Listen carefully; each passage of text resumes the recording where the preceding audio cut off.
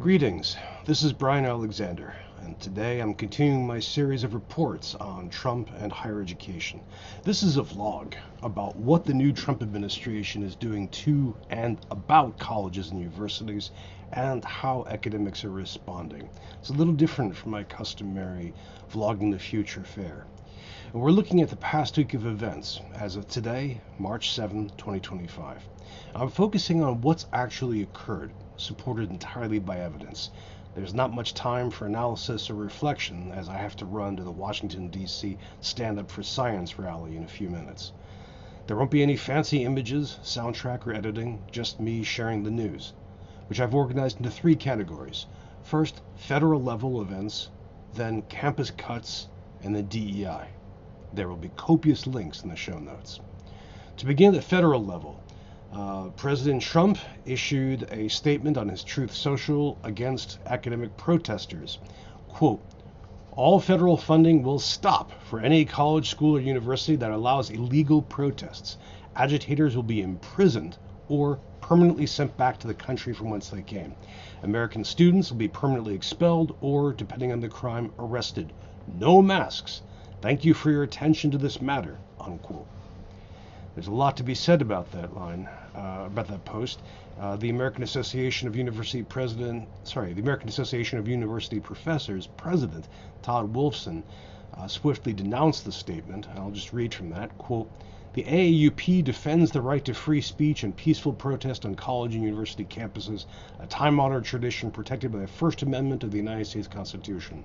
Donald Trump's unprecedented threats to expel and arrest protesters and end federal funding to colleges and universities that allow student protest have all the markings of a dictator. Such threats to punish students for protected speech are antithetical to democracy and to the aims of higher education," unquote.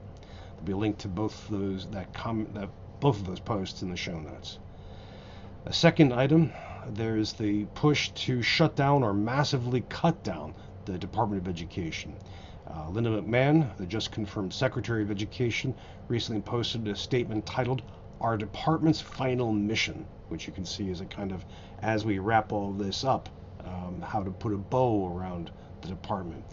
This includes a focus on, quote, "the elimination of bureaucratic bloat here at the Department of Education," unquote.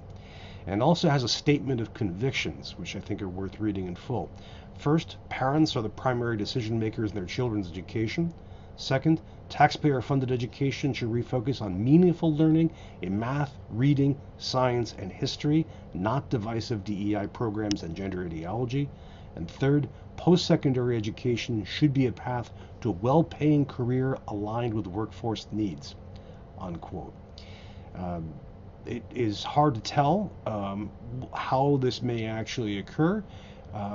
The Wall Street Journal posted a summary of a draft executive order to end the Department of Education. The reasoning given in the extracts that we see there is, quote, "The experiment of controlling American education through federal programs and dollars and the unaccountable bureaucrats those programs and dollars support has failed our children, our teachers, and our families," unquote. The plan seems to be to direct the Secretary of Education to, quote, "take all steps necessary to facilitate the closure of the Education Department based on the maximum extent appropriate and permitted by law," unquote. Now, note this follows the Project 2025 playbook pretty closely. In the show notes, I'll have a link to our reading from last year of that important document. Now, it seems that the only way to do this, to end the Department of Education, is the way it was established through an act of Congress. Now, that would require a larger majority than the GOP currently has. As far as I can tell, it needs about 60 senators. So they'd have to persuade a brace of Democrats to peel off from opposition. Now, another point, at the federal level, the Department of Justice has a federal task force to combat anti-Semitism, and that task force is going to visit 10 universities, which it finds has experienced anti-Semitism events since October 2023. In that road trip, the campuses include Columbia, George Washington, Harvard, Johns Hopkins, New York University, Northwestern University, University of California, Los Angeles, University of California, Berkeley, University of Minnesota, and the University of Southern California. Meanwhile, the financial cuts continue. Let's just focus on the National Institutes for Health right now. The journal Nature has a scoop where they found instructions that, let me just read this to you. Quote, NIH staff members have been instructed to identify and potentially cancel grants for projects studying transgender populations, gender identity, diversity, equity, and inclusion in the scientific workforce, environmental justice, and any other research that might be perceived to discriminate on the basis of race and ethnicity, according to documents and an audio recording that Nature has obtained.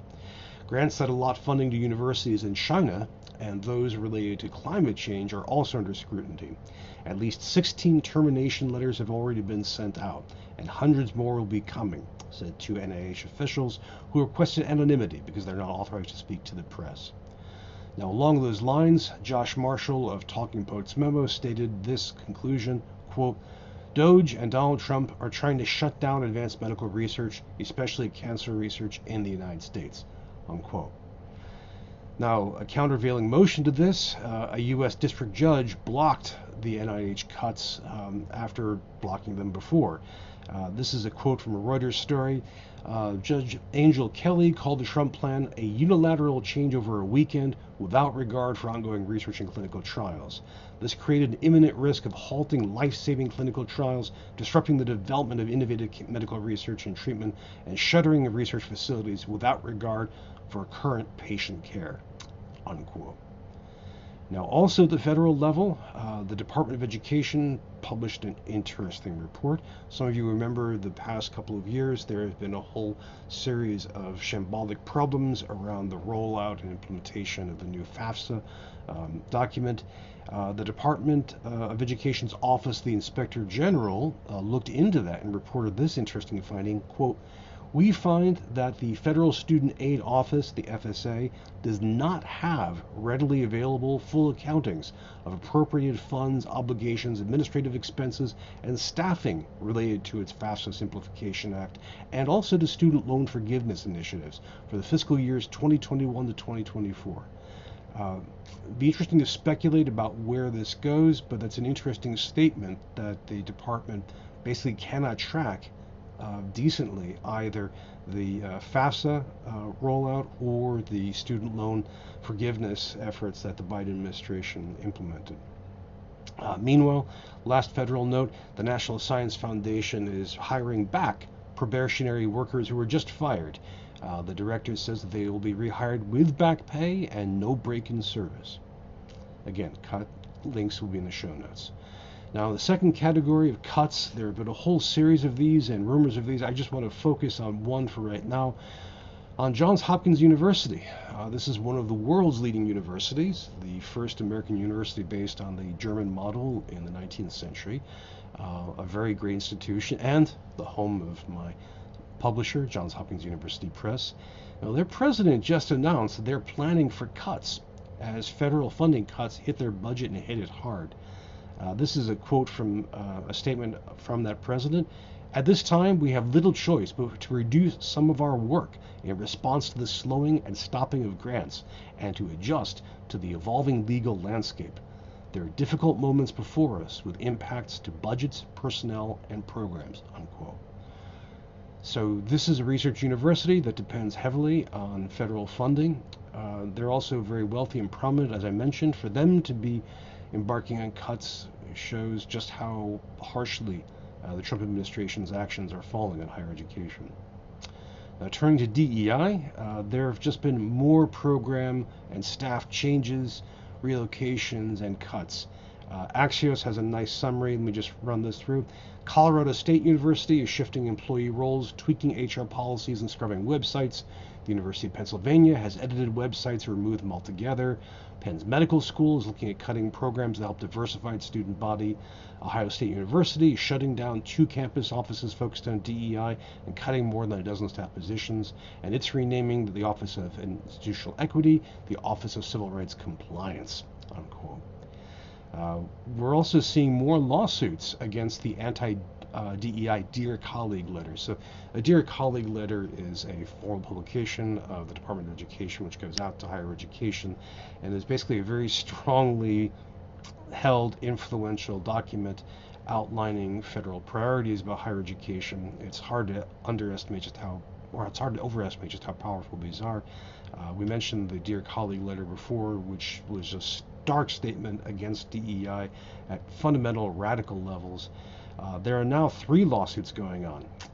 One from the National Education Association, one from the American Civil Liberties Union, and one from the American Federation of Teachers. Now, on a last note, on an international level, a French university offered to hire some American researchers impacted by Trump. This is a quote from 404 Media. The program is called Safe Space for Science and will provide 15 million euros in funding for some 15 researchers over a 3-year period. Clara Bouffi, a spokesperson for Aix-Marseille University, said in an email, it targets but is not limited to climate and environment, health, human and social sciences. A press release from Aix-Marseille University said the program is for American scientists who may feel threatened or hindered in their research, and is dedicated to welcoming scientists wishing to pursue their work in an environment conducive to innovation, excellence, and academic freedom. All right, I'm going to wrap things up for right now. There's a lot going on there, as you can see and hear. My heart goes out to everybody impacted. This is a rough time for American colleges and universities. Please take care and be safe. If there's anything you'd like to add in response to this post, please feel free to use the comments section. If you'd like to reach out to me privately, just go to my blog, brianalexander.org, and there's a contact button there. Please take care, everybody.